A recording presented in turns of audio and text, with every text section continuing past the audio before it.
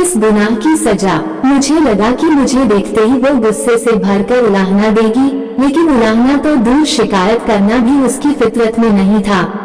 मैं उसे तब से जानता हूँ जब वो फ्रॉक पहनकर पीठ पर बस्ता टांगे उछलती कूदती स्कूल जाती थी। इस दुनिया में नहीं रहे मेरे दोस्त की एकलौती बहन रिया पोस्ट ग्रेजुएट होते ही शादी के रेशमी धागे में बांध दी गई। रिया नई दुनिया के मीठे सपनों को पलकों पर सजा भी नहीं पाई थी कि एक राज खुला। उसका पति मैट्रिक फेल ही नहीं था, बल्कि शराबी और सट्टेबाज भी था। रिया 6 साल से तंग गली के झोपड़ीनुमा मकान में आंसुओं से भीगती रही और अपने गर्म गोश्त को नुचते हुए देखकर भी अपनी जबान पर 100 ताले लगा लेती। जो उनके मुंह में लंबी जबान होती है न, पति का मुंह खुलता तो रिया के मरहूम भाई और माँ बाप के लिए गालियों का भभका फूटता। 2 बच्चे, भूख का जमघट और चुभते शब्दों का जहर उस समय कहर बनकर टूटा जब तलाक का भयानक धमाका गोली की तरह रिया के कानों में धंस गया। वो किरचियों में बिखर गई। रिया की सिसकियां सुनकर मैं यादों से बाहर लौट आया। क्या बात है, आज तुम बहुत परेशान लग रही हो रिया। मैंने हमारे बीच खींची खामोशी की लंबी लकीर को चीरते हुए पूछा। कुछ देर तक तो वह अपनी बड़ी बड़ी आंखों की पलकों में आंसुओं की लैयां समेटे मुझे बड़ी बेबसी से देखती रही, फिर इतना ही बोल पाई, कैलाश भाई, जिया साहब का इंतकाल हो गया। ये सुनकर मैं सन्न रह गया। कब? 8 दिन पहले। तुम्हें कब और कैसे पता चला? मैंने बौखला कर पूछा। आज ही मुमताज भाभी का फोन आया था, कहती ही रिया की सिसकियां बंध गईं। कैलाश भैया, मुझसे बर्दाश्त नहीं हो रहा है, मैं क्या करूं? रिया छाती को कस के दबाकर फर्श पर बैठ गई। खबर देर से मिली, मगर मिली तो सही। रिया, तुम्हें हिम्मत रखनी होगी, बर्दाश्त करना होगा। कैसे करूं बर्दाश्त भैया? रिया दर्द से बुलबुला पड़ी। रिया, तुम्हें जिया साहब के घर जरूर जाना चाहिए, मैंने उसका ध्यान बांटने के लिए कहा। कैसे जाऊं वहां? रजिया आपा तो मुझे ही जिया साहब की मौत का जिम्मेदार ठहराएंगी न। ये भी तो हो सकता है कि वे मुझे अपने घर में घुसने ही न दें, तब मैं तमाशा बनकर रह जाऊंगी। मैंने जिया साहब के सहारे रजिया आपा की नफरत को झेला है, उनके बिना रजिया आपा का गुस्सा। रिया, मैं जानता हूँ कि इस वक्त तुम्हारे सीने में मजबूरी के भावर उठ रहे हैं, लेकिन बहन, जिया साहब की मौत पर भी उनके घर न जाना तुम्हें निहायत खुदगर्ज साबित कर देगा। मैं जानता हूँ कि दर्द को चुपचाप सहना तुम्हारी फितरत में है। लोगों की हमदर्दी हासिल करना तुम्हारे मिजाज में नहीं, लेकिन कभी भी एहसास का इजहार भी लोगों की संतुष्टि के लिए बहुत जरूरी होता है। रस्में निभाने के लिए ही जाओ रिया। अगर तुम वहाँ अभी नहीं गई तो पूरी जिंदगी तुम्हारा दिल तुम्हें कोसता रहेगा। तुम्हारे बहनोई जिया साहब के साथ तुम्हारी बेगरज रिश्तों पर लगाई गई तोहमतों की मुहर तुम्हारी सच्चाई को रुस्वा कर देगी। वक्त हाथ से निकल जाएगा और जिंदगी भर तुम पछतावे की आग में झुलसती रहोगी।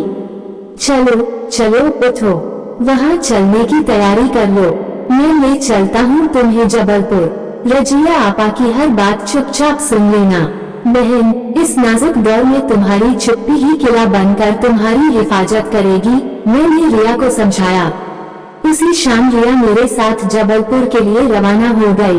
वो रास्ते भर यादों की खोहों में भटकती, भविष्य की पल पल टूटती तस्वीर को अपनी आंसुओं भरी आंखों में समेटने की कोशिश करती रही।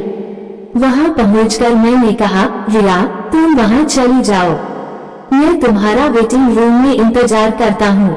ऑटो रिक्शा वाले को जिया साहब का पता समझा कर रिया को उसे रजिया आपा के पास भेज तो दिया, मगर उसके जाने और आने के बीच मेरी सांस गले में ही अटकी रही। कहीं रजिया आपा की 2 बेटियां, दामाद, 2 बेटे, बहुएं कोई बदतमीजी न कर बैठे रिया के साथ। कमजोर तो वह है ही, कहीं सदमे से बेहोश या कुछ, तब कौन संभालेगा उसे? मुझे अपने आप पर गुस्सा आने लगा। क्या जरूरत थी रिया को उस दहकती भट्ठी में झोंकने की? क्या जरूरत थी टूटे रिश्तों की लाश को कब्र से बाहर निकालकर हमदर्दी जताने की? क्या इतना जरूरी है रस्में दुनिया निभाना? 3 घंटे बाद रिया वेटिंग रूम में लौट आए। चेहरा बुझा हुआ, जैसे किसी ने खून चूस लिया हो। रो रो कर उसकी आंखें सूज गई थी और नीले पड़े होठों पर जमी चुप्पी की पपड़ी। मैंने पानी की बोतल उसकी तरफ बढ़ा दी। पानी का घूंट गटकने में भी उसे जबरदस्त तकलीफ हो रही थी। वो निढाल सी पड़ गई। आधे घंटे बाद अपनी आदत के मुताबिक वो धीमी आवाज में बतलाने लगी कि फ्लैट की घंटी बजते ही रजिया आपा की अम्मी यानी रिया की सगी फूफी से सामना हो गया। पूरे 20 साल बाद फूफी ने रिया को देखा था। चश्मा साफ कर उसे पहचानने की कोशिश की, फिर भी पहचान नहीं सकी। जी मैं रिया हूँ, याददाश्त पर जोर देकर पहचानते हुए गर्मजोशी से रिया बोली। आदाब फूफी जान। जीती रहो। ममता से भरा बुरा हाथ रिया के सिर पर आ टिका। रजिया देख तो सही, रिया आई है। नन्नू नन्हू पप्पू देखो तो तुम्हारी खाला आई है, लहक कर बोली फूफी। कमरे के पर्दे के पीछे रिया को हिलती धोती परछायां दिख रही थी, मगर अंदर घुटन भरा सन्नाटा तैर रहा था। आ बैठ बेटी इधर मेरे पास। और रिया के दोनों हाथों को छाती से भींचकर फूफी हिचकियों से रो पड़ी। दामाद चला गया रिया, ये सदमा बर्दाश्त करने के लिए खुदा ने मुझे क्यों जिंदा रखा है आज तक। 3 साल पहले ही तो तुम्हारे फूफा का इंतकाल हुआ था और अब तुम्हारे बहनोई का सदमा। सहा नहीं जाता मेरी बच्ची, सहा नहीं जाता। सब्र का बांध टूट गया और आंसुओं का सैलाब बह निकला। रिया फूफी से लिपट कर दहाड़ मारकर रो पड़ी। रजिया आपा ने रिया को देख तो लिया, मगर भी मुखातिब नहीं हुई। अंदर वाले कमरे में वे सोफे पर मूर्ति की तरह बैठी रही। रिया को याद आ गई मरने से पहले जिया साहब के साथ हुई आखिरी मुलाकात। तना हुआ चेहरा, हाथ का निवाला हाथ में, ऊन का निवाला भी जस का तस। कुछ परेशान से नजर आ रहे हैं आप, क्या बात है दूल्हा भाई। हमेशा मुस्कुराती रहने वाली जिंदगी से भरी उनकी आंखों में आंसू छलछला गए। जब से हम आपके पास आने लगे हैं, आपकी बहन हमसे बोलती नहीं है, न तो वे हमारे कमरे में आती हैं और न ही कोई रिश्ता। शब्द उनके गले में अटकने लगे। लेकिन क्यों? हैरत से रिया की आंखें फैल गईं। हमें आपकी और बच्चों की फिक्र करते देख वे समझती हैं कि हमने आपसे इतनी बड़ी गलतफहमी। आपने समझाया क्यों नहीं? रिया ने कहा, अगर उन्होंने सिर्फ हमसे कहा होता तो हम बर्दाश्त कर लेते, मगर उन्होंने तो पूरे खानदान को यही बतला रखा है। हम जिससे भी मिलते हैं वो पहले तुम्हारी खैरियत पूछकर हमें तंज कसता है। तो आपने सफाई क्यों नहीं दी? सच क्यों नहीं बतलाया? रिया बेचैन हो गई। रिया, हम सफाई दें, हम सच बतलाएं। रजिया ने इतना ही समझा है हमें। 30 साल की हर सांस हमने उनके नाम कर दी, फिर भी उन्हें अपने शौहर पर एतबार नहीं। उन्होंने ऐसा सोच भी कैसे लिया? बस यही दर्द गुण बनकर हमें खाए जा रहा है। दूल्हा भाई की टूटन ने रिया को भीतर तक आहत कर दिया। आप कहें तो मैं बात करूं रजिया आपा से? कोई फायदा नहीं। मैंने उन्हें हर तरह से समझाया, तुम्हारी और बच्चों की मजबूरी का हवाला देकर बड़ी बहन के फर्ज की भी याद दिलाई, मगर वो पत्थर दिल औरत जरा भी नहीं पसीजी। शक और सिर्फ शक। शायद जीते जी तो अब कभी यह खाई नहीं भरेगी। हमने भी सोच लिया है, जिस दिन उन्हें हम पर एतबार हो जाएगा वे खुद पछतावा करेगी और खुद हमारे पास सिस्क पड़े दूल्हा भाई। मैं खुद उनसे मिलकर सारी बात साफ करूं। रिया का आत्मसम्मान सिर उठाने लगा। रिया, आपकी जिद्दी बहन आपकी शक तो क्या नाम तक सुनना नहीं चाहती। छोड़ो, सच्चाई खुद ब खुद सामने आ जाएगी। मेरा और आपका दिल साफ है ना? घर वापस लौटने के बाद पहला दिल का दौरा पड़ा था जिया साहब को। बेटी बहुओं बच्चों से भरा पूरा घर, मगर कोई भी रिया से मिलने बाहर नहीं आया। रिया ने सागर में रजिया आपा के घर रहकर ही पोस्ट ग्रेजुएशन किया था। ये वही बच्चे थे जो बचपन में रिया के साथ ही सोने, उसके ही हाथ से नहाने और खाने की जिद किया करते थे। जरा सा बुखार हो या सर्दी खांसी हो जाती तो रिया कॉलेज की छुट्टी लेकर दिन रात उन्हें छाती से लगाए रहती थी। रजिया आपा बेफिक्री से जिया साहब के चौड़े सीने पर सिर रखकर चैन की नींद सोती थी। एक बार 5 साल के नन्हू ने घूमने न ले जाने पर रिया के कंधे पर इतनी जोर से दांत गड़ा दिए थे कि छलछला गया। बरसों गुजर गए, जख्म भर गया, मगर हाथ ऊपर उठाने पर दर्द की टीस आज भी महसूस होती है। उन्हीं जान से ज्यादा अजीज बच्चों के लिए रिया आज अजनबी बन गई। गलत फहमी के फूस पर लालच की चिंगारी ने आग लगा दी। रिश्ते धू धू कर जलने लगे, लेकिन वक्त की बेरान आंधी के थपेड़ों से दूर। फूफी जान के चेहरे पर रिया से शिकायत की हल्की सी लकीर भी न थी। प्यार और ममता को आंचल में समेटे बरसों बाद भी फूफी अम्मा पुरम के पत्तों पर ठहरी शबनम की तरह रिया की हथेलियां अपने हाथों में ली मोहब्बतों और दुआ के खजाने लुटा रही थीं।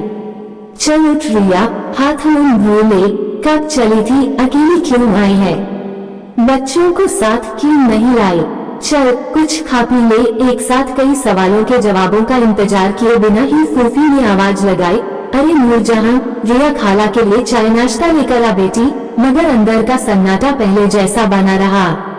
फूफी का हाथ आंखों से लगाकर सिसक पड़ी रिया, फूफी ये सब कैसे हुआ, कब हुआ फूफी। जाने कौन सा दम खाए जा रहा था जिया साहब को। चुप रहने लगे थे, 2 बार तो दिल का दौरा पड़ चुका था। इलाज चल रहा था कि 8 दिन पहले सोकर उठ ही रहे थे कि सीने से दबाई चीख मारकर ऐसे गिरे कि फिर उठ न सके, कहकर फूफी सिसकने लगी।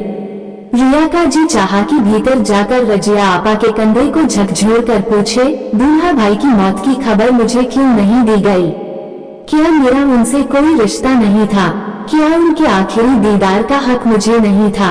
लेकिन सीमा न लांघने और हर बर्ताव झेलने का कौल कैसे तोड़ सकती थी भला। सब्र की हद छूती, मुंह में आंचल ठूंसी रोती रही रिया। तुम्हें इस हादसे की खबर कब और कैसे मिली, फूफी का सवाल चाबुक की तरह सीने पर पड़ा। नजरें फूफी के भाव टटोलने लगी, मगर उनके झुर्रियों भरे चेहरे पर किसी मक्कारी भरी साजिश की झलक तक न थी। कल मुमताज भाभी ने फोन पर बतलाया, ये सुनकर फूफी ठंडी सांस भरकर रह गईं। फूफी ने ही तो बचपन में गोद में खिलाया था रिया को। अम्मी की तबीयत अक्सर खराब रहती थी। फूफी उसे चम्मच से दूध पिलाती, दिन रात उसकी देखभाल में लगी रहती। घर में सभी मजाक करते, दूसरी बेटी कब हुई, कहीं दावत न देनी पड़े इसलिए बतलाया नहीं।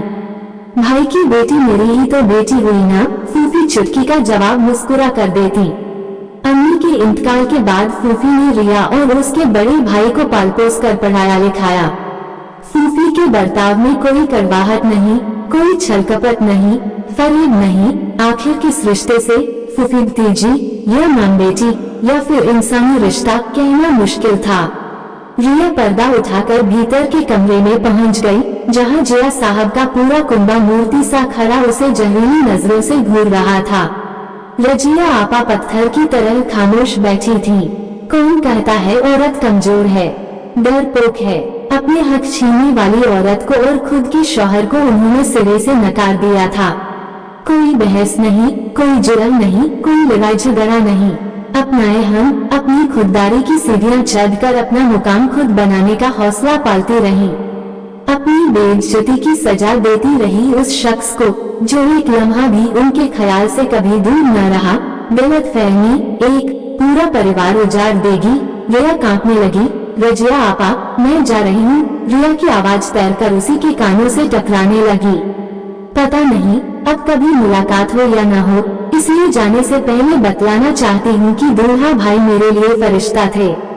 मेरे और बच्चों की फिक्र कर उन्होंने रिश्ते को इंसानियत की बुलंदी तक पहुँचाया। आपने उनके साथ बहुत ज्यादती की, अपनी बहन पर कभी यकीन नहीं किया। यही दर्द उन्हें ले डूबा। रजिया आपा ये पूरी कायनात गवाह है कि उन्होंने मुझसे निकाह नहीं किया था। आपने मुझसे मेरा मसीहा छीनकर मेरे बच्चों को फिर से यतीम बना दिया। रजिया आपा ने पहली बार नजर उठाकर रिया की तरफ देखा। बेनूर आंखों में सैकड़ों रेगिस्तानों की वीरानी और होठों पर अनगिनत बयाबानों की जानलेवा खामोशी। रिया के फ्लैट से बाहर निकलते ही रजिया आपा धड़ाम से कुर्सी से गिरकर फर्श पर बिखर गई।